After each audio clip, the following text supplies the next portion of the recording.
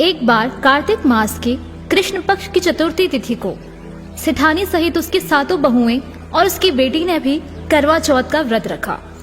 रात्रि के समय जब साहूकार के सभी लड़के भोजन करने बैठे तो उन्होंने अपनी बहन से भी भोजन कर लेने को कहा। इस पर बहन ने कहा, भाई अभी चांद नहीं निकला है, चांद के निकलने पर उसे अर्घ देकर ही मैं आज भोजन करूंगी।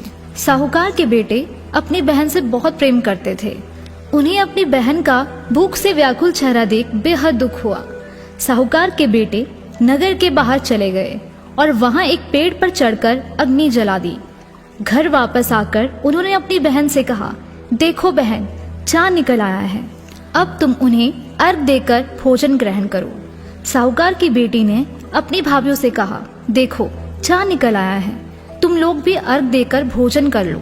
ननद की बात सुनकर भाभीयों ने कहा, बहन अभी चांद नहीं निकला है, तुम्हारे भाई धोखे से अग्नि जलाकर उसके प्रकाश को चांद के रूप में तुम्हें दिखा रहे हैं।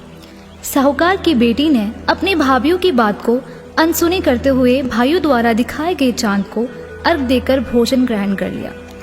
इस प्रकार करवा चौथ का व्रत भंग करने के कारण विघ्नहर्ता भगवान श्री गणेश साहूकार की लड़की पर अप्रसन्न हो गए।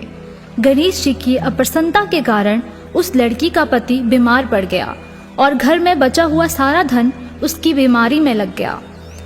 साहूकार की बेटी को जब अपने किए हुए दोषों का पता लगा तो उसे बहुत पश्चाताप हुआ। उसने गणेश जी से क्षमा प्रार्थना की और फिर से विधि विधान पूर्वक चतुर्थी का व्रत शुरू कर दिया। उसने उपस्थित सभी लोगों का श्रद्धानुसार आदर किया और तदुपरांत उसने आशीर्वाद ग्रहण किया। इस प्रकार उस लड़की की श्रद्धा भक्ति को देखकर एकदंत भगवान गणेश जी उस पर प्रसन्न हो गए और उसके पति को जीवन दान प्रदान किया। उसे सभी प्रकार के रोगों से मुक्त करके धन, संपत्ति और वैभव से युक्त कर दिया।